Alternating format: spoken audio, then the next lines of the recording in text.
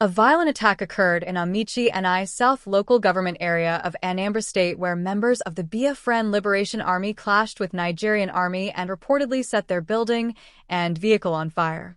Eyewitnesses at the scene confirmed the building was engulfed in flames, pleading urgently for the Anambra State Fire Service to intervene and help contain the damage. The video showed confusion, panic, and desperation as civilians called for help, unable to understand the full scale of the attack or identify the attackers clearly amid the chaos. Some critics emphasize the strategic and symbolic timing of the violence and court appearance, suggesting that May, the same month when Biafra declared independence in 1967, remains spiritually and politically significant. May 30th, 2025 marked Biafran Heroes Day, a remembrance of those who died during the Biafra Nigeria Civil War 1967 to 1970, and massive civil shutdowns were observed in southeastern Nigeria, particularly in Imo and Anambra states. Also, Simon Nyoka Ekpa appeared in court in Finland on terrorism-related charges on the same day, sparking intense public interest and media coverage with some supporters hopeful for his eventual vindication. There was massive compliance with sit order which was observed in southeastern part of Nigeria with deserted roads, closed businesses, and inactive government buildings. Across southeastern states, especially in Imo and Anambra, locations like Tetlow Road in Ori, Imo State House of Assembly, and major junctions like Warehouse and Control were completely shut down, reinforcing the population's respect for the Biafran Heroes Day. It was the 30th day of May in the year 2025. A date deeply carved into the memories of millions across the southeastern part of Nigeria. This day carried a weight of history that couldn't be dismissed. A day known as Biafran Heroes Day. It was a day of solemn remembrance for the many lives lost during the Nigerian Civil War, which lasted from 1967 to 1970, and a day for reflection for those still emotionally tied to the dream of an independent Biafra. But this year's memorial took a grim and dangerous turn in Amichi, a town within the Nnewi South local government area in Anambra State, as violence erupted and the atmosphere of mourning was pierced by the sound of gunfire, screams, and rising flames. In the early morning hours, the streets of Amichi, which typically bustled with activity, were uncharacteristically quiet. In line with the sit-at-home order issued by secessionist sympathizers to mark the remembrance.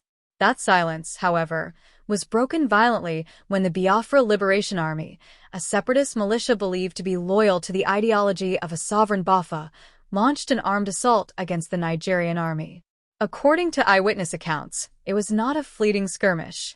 It was an extended, brutal gun battle that left residents scrambling for safety and confusion hanging heavy in the air. Several individuals who live close to the scene described how it all began. First, there was an eerie quietness. Then, the sudden sound of gunshots that rang out across the neighborhood. People looked outside their windows and saw thick smoke rising into the sky. The smell of burning rubber and diesel filled the air. It wasn't long before it became clear that the building being consumed by flames belonged to the Nigerian army, or more specifically what locals believed to be a military outpost stationed in Amichi. Several military vehicles, which were usually parked in front of the structure, were set ablaze. One video captured in real time showed an individual clearly distressed, crying out for the Anambra State Fire Service to come to their aid. Their pleas were repeated over and over again, a desperate chant amidst the chaos and destruction. An independent media outlet, the visual devastation was undeniable. The camera panned across the flaming wreckage of what used to be a government facility. Onlookers could be heard trying to piece together what had happened.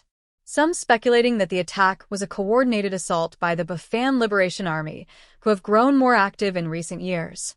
The video also captured voices expressing frustration at the slow response from emergency services, especially the fire brigade, who had not yet arrived despite multiple calls. What made the situation even more tense was the timing. This attack was not seen in isolation. It occurred on the exact date when millions across southeastern Nigeria observed Biafra Heroes Day. For many, it was not merely a coincidence.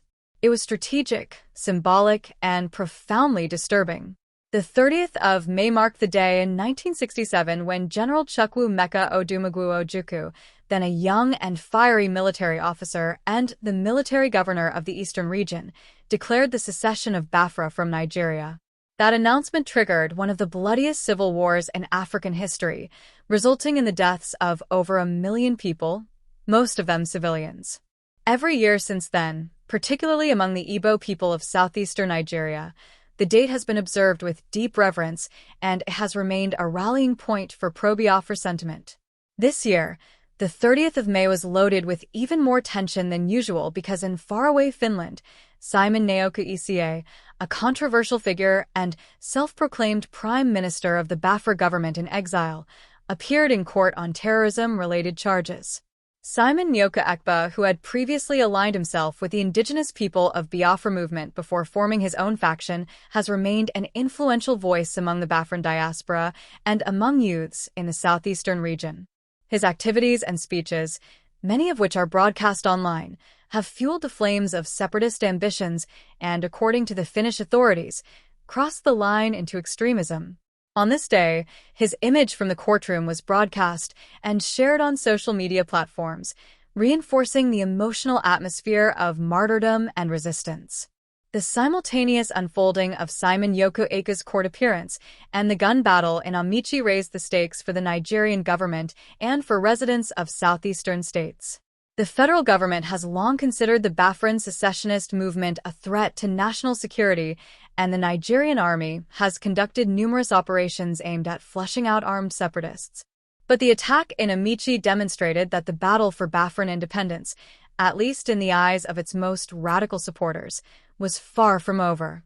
Reports from Amichi also indicated that a local office believed to belong to the group called the Asari Boys was targeted and set on fire during the melee.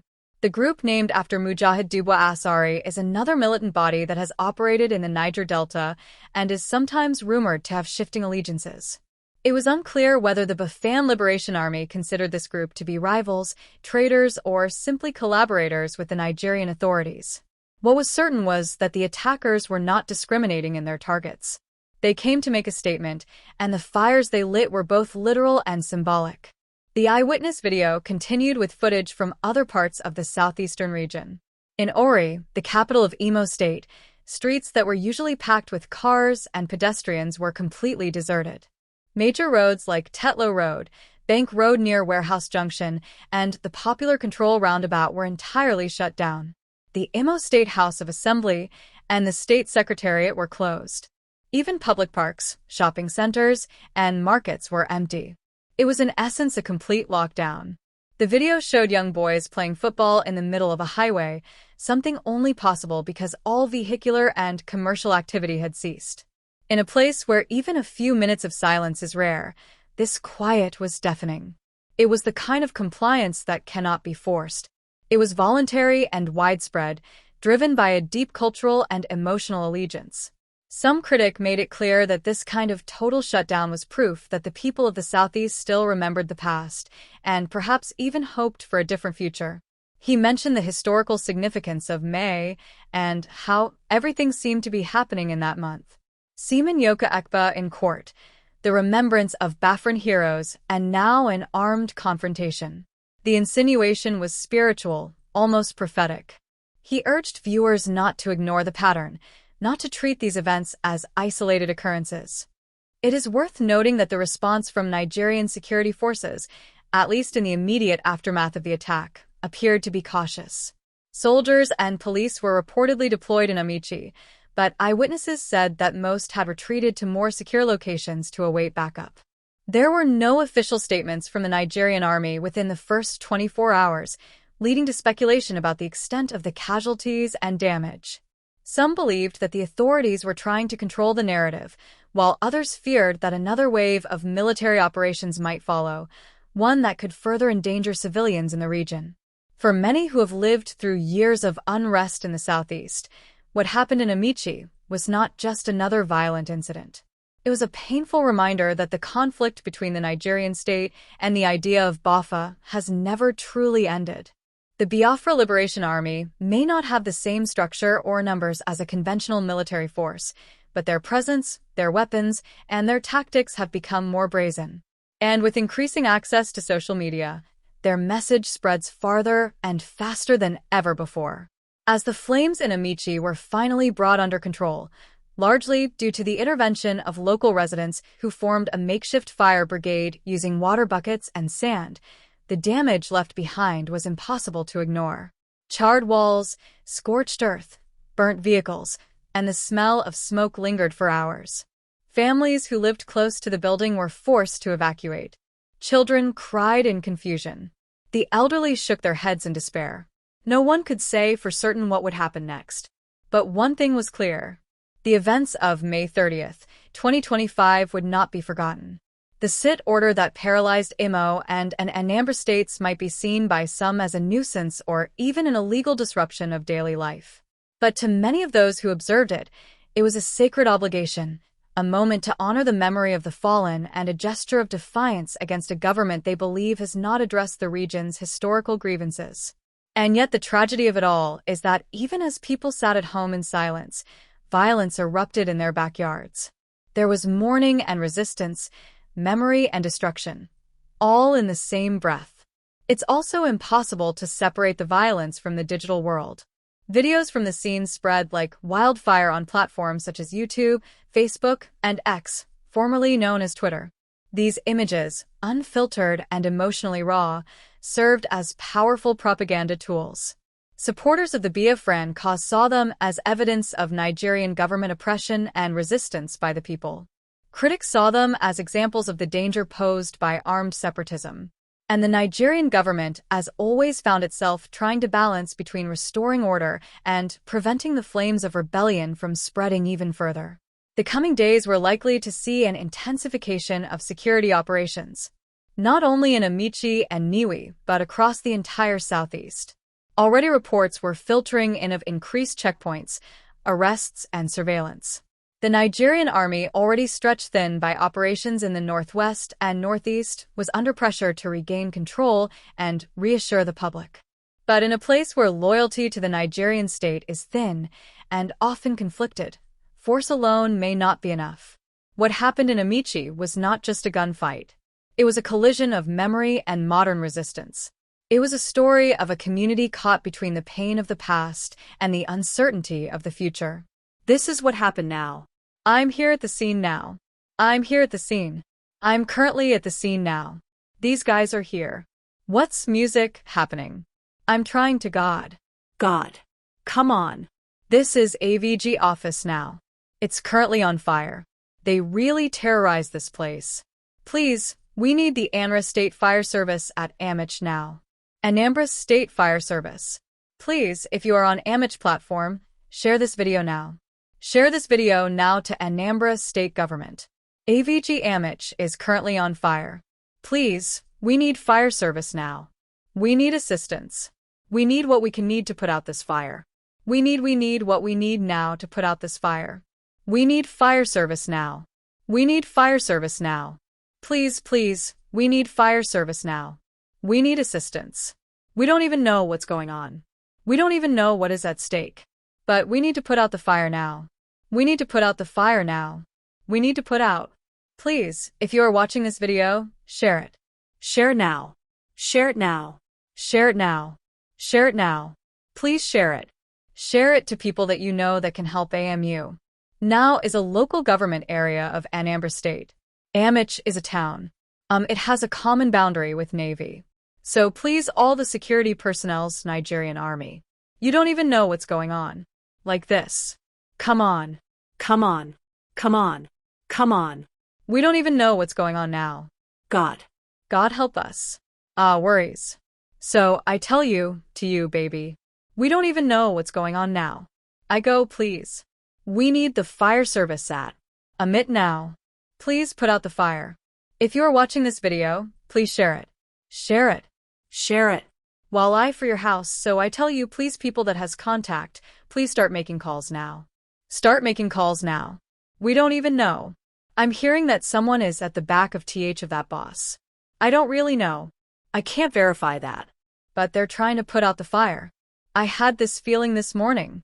God, the team is looking like this. Music, think well. Initial offer. Yeah.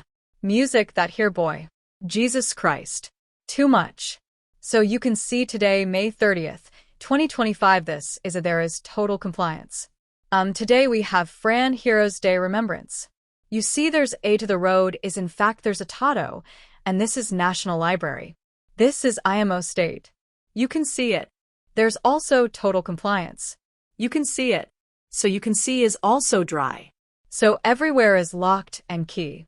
This must stay inter. So there's a total observation. Say, is the most State House of Assembly complex total observation as well. So the government should stop deceiving people, while they also send a signal of compliance. This State Assembly complex. This is the end of our news update. Please click the icon on the top right corner of your screen to watch my next video. You will enjoy it. I will see you again in my next update. Enjoy the rest of your day. Goodbye for now.